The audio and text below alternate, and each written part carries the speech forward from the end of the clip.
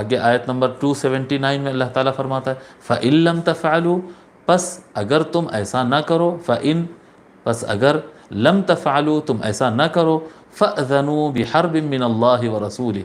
جی فَأْذَنُوا تو پس تم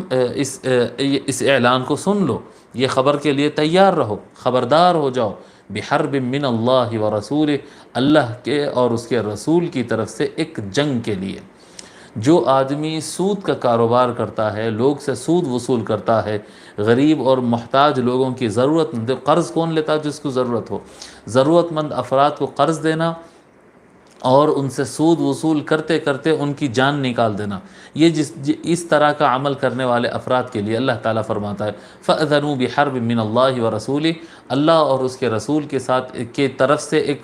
عظیم جنگ کے لیے تیار ہو جاؤ، فَأْذَنُوا بِحَرْبٍ مِّنَ اللَّهِ وَرَسُولِهِ وَإِن تُبْتُمْ، اور اگر تم توبہ کر لو اس گناہ سے، کیا کہتے ہیں جو سود وصول کرنے کا گناہ تم کر رہے ہو، اگر تم اس سے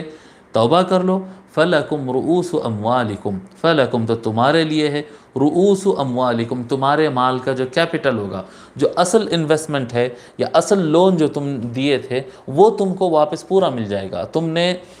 کیا کہتے ہیں 5 کلو سونا دیا تھا، تم کو 5 کلو سونا واپس مل جائے گا، کیونکہ اس زمانے میں دینار جو دیے جاتے تھے وہ سونے کے ہوتے تھے، جتنا سونا تم دیے ہیں اتنا سونا تم کو واپس کر دیا جائے گا۔ لا تظلمون ولا تظلمون، اللہ تعالیٰ فرماتا ہے نہ تم دوسروں پر ظلم کرو گے انٹرسٹ لے کر، جو تمہارا سونا ہے اس سے اوپر لے کر تم دوسروں پر ظلم نہیں کرو گے، ولا تظلمون، اور تم پر بھی ظلم نہیں ہوگا کہ تم کو تمہارا مال پورا پورا واپس مل جائے گا۔ جی انٹرسٹ لینا بند، اس کے درمیان جو تمہارا اصل مال ہے وہ تم دے سکتے ہو، لے سکتے ہو، ٹھیک ہے۔